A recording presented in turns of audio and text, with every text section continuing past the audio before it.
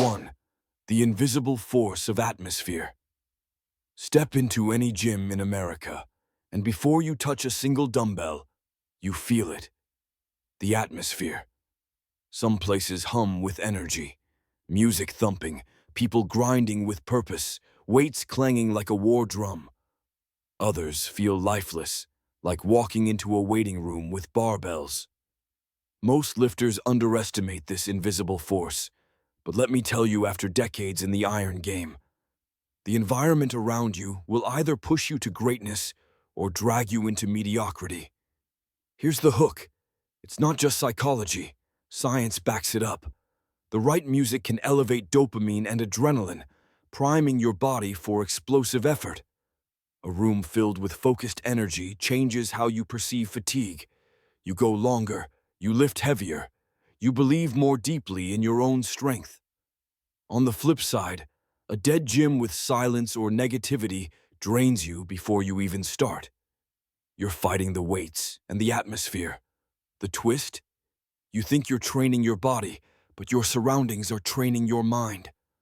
Subconsciously, you adopt the pace, the discipline, even the posture of the people around you. Put a beginner in a room with disciplined lifters, and they rise faster. Put them in a room of ego lifters chasing clout, and they'll crumble under the same bad habits. The atmosphere is contagious, for better or worse. So here's the conclusion. Never underestimate where you train. It's not just a gym. It's a second home, a proving ground, a place that shapes not just your physique, but your identity. Every session, the environment either sharpens your blade or dulls it. The message is simple. You don't just lift weights, you lift the energy around you. Choose wisely, because in the long run, the atmosphere of your gym will shape the atmosphere inside of you. 2. Training alone versus training together. For years, I trained in basements, garages, and empty gyms with nothing but a barbell and my own stubborn will. There's value in solitude. You learn discipline when no one's watching. You learn to grind when the only voice cheering is the one in your head. Some of the greatest physiques in history were forged in lonely corners of the world. But let's be honest, training alone can only take you so far.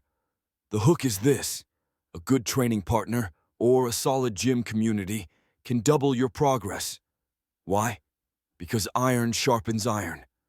When you see the guy next to you finishing his last brutal set, you dig a little deeper. When someone calls out your sloppy rep, you clean it up. Energy multiplies when it's shared.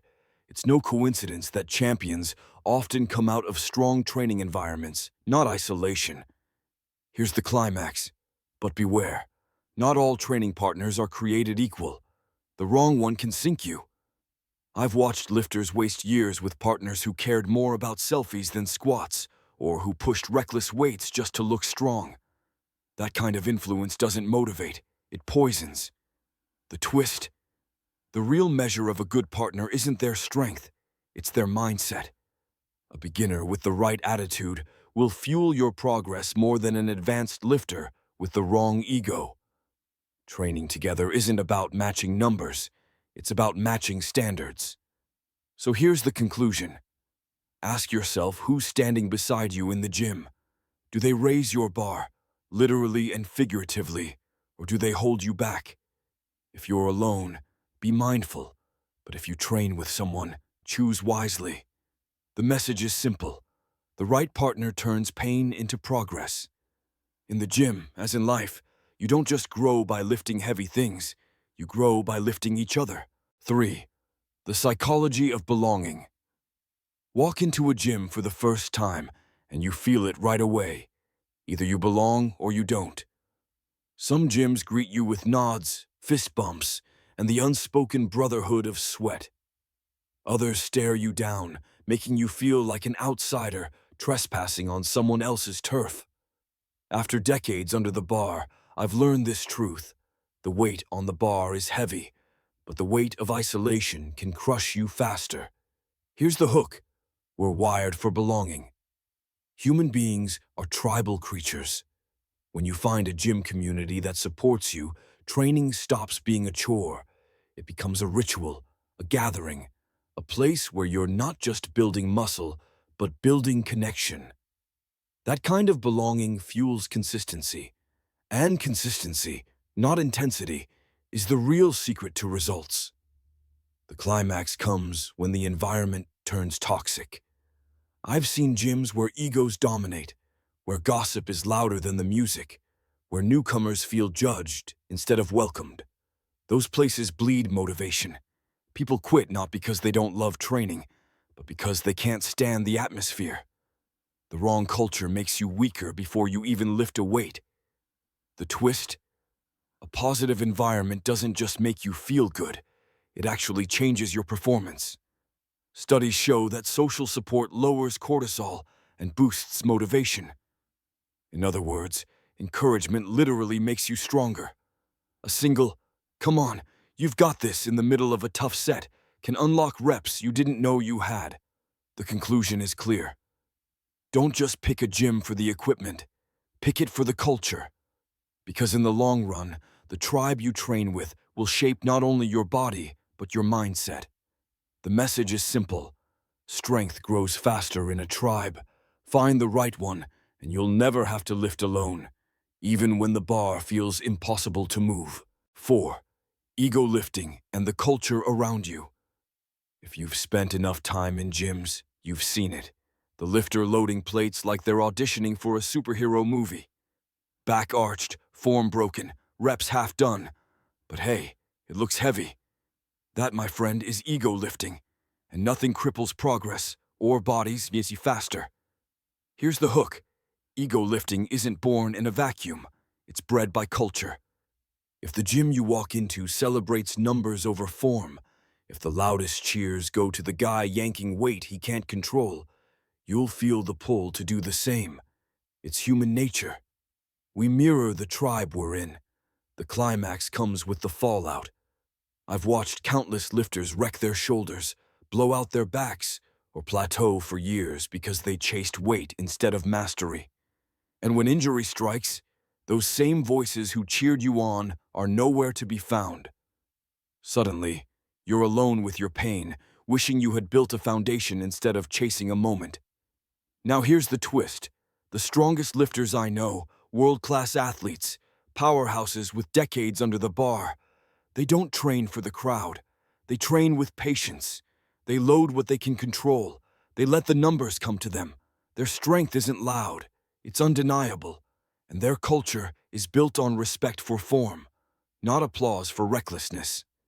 So the conclusion is this. The culture around you dictates the standard you live by. If you're surrounded by people who value technique, longevity, and discipline, you'll rise to that.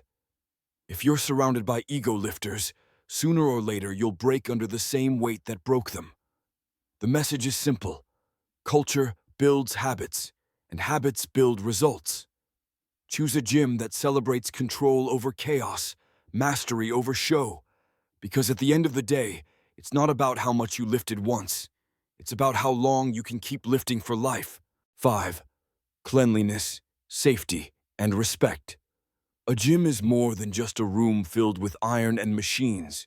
It's a shared space, a battlefield where dozens of people come each day to fight their own battles. And just like any battlefield, there are unspoken rules of respect. Break them, and the whole environment suffers. Here's the hook. The little things matter more than most lifters realize. Wiping down a bench after use, re-racking your weights, not leaving chalk smeared across the floor.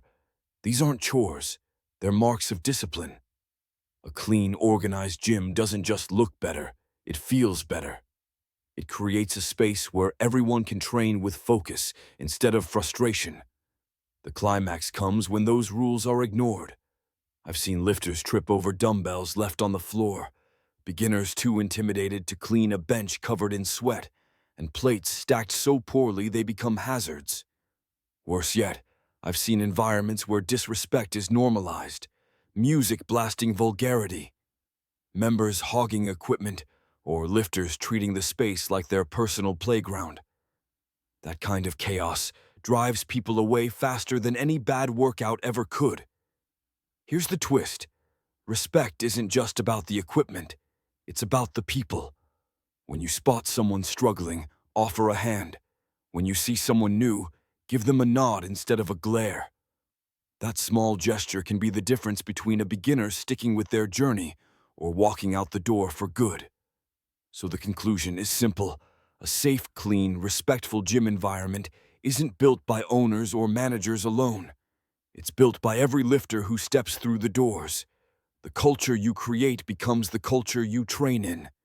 The message is this: strength without respect is weakness in disguise. Take care of your gym, take care of your fellow lifters, and the gym will take care of you for years to come. 6.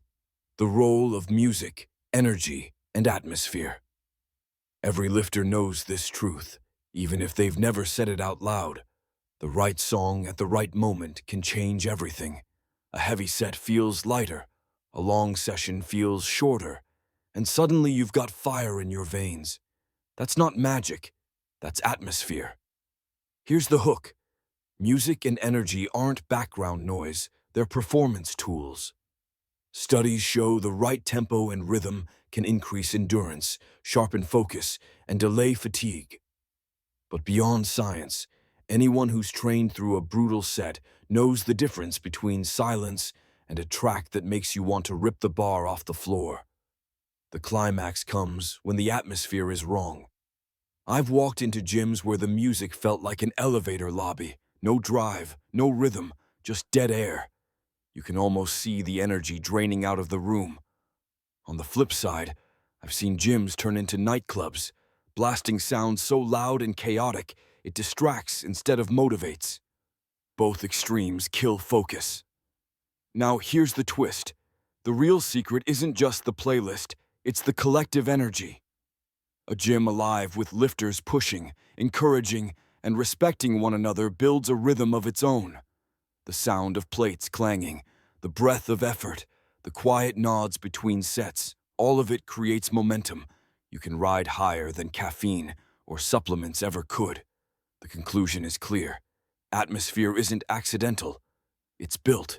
The music, the lighting, the people, the culture.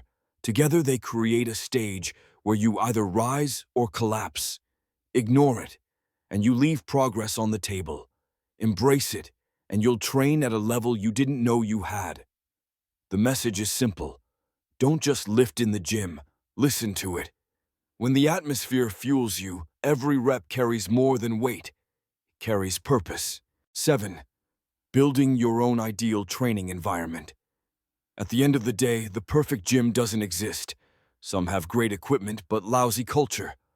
Others have a supportive tribe but outdated machines. The truth is, if you want the ideal training environment, sometimes you have to build it yourself. Here's the hook. Your environment isn't just the four walls of a gym. It's every choice you make that shapes your training. From the music in your earbuds to the partners you train with, from how you treat the equipment to how you carry yourself, you're either building an atmosphere of growth or one of stagnation. The climax comes when lifters realize this. Waiting for the perfect gym is an excuse. I've seen people hop from one place to another, never satisfied, always blaming the environment instead of creating their own. But the lifters who thrive are the ones who set standards wherever they go. They don't wait for motivation. They bring it. They don't wait for respect. They show it first. And soon enough, the space around them begins to reflect it. Now, here's the twist. You don't need a fancy facility to create the right environment. I've seen garages transformed into sanctuaries of discipline, basements turned into breeding grounds of champions. It's not about square footage, it's about mindset. With the right rituals, the right focus, and the right attitude, any space can become a place where progress is inevitable. The conclusion is this: stop searching for the perfect gym and start building the perfect environment around you. Whether it's a commercial facility, a home setup, or a park with a pull-up bar, you carry the responsibility to make it a place that fuels your growth. The message is simple. A great gym isn't found, it's created. And the lifter who learns to build their own environment, no matter where they train, carries strength that lasts far beyond the walls of any gym.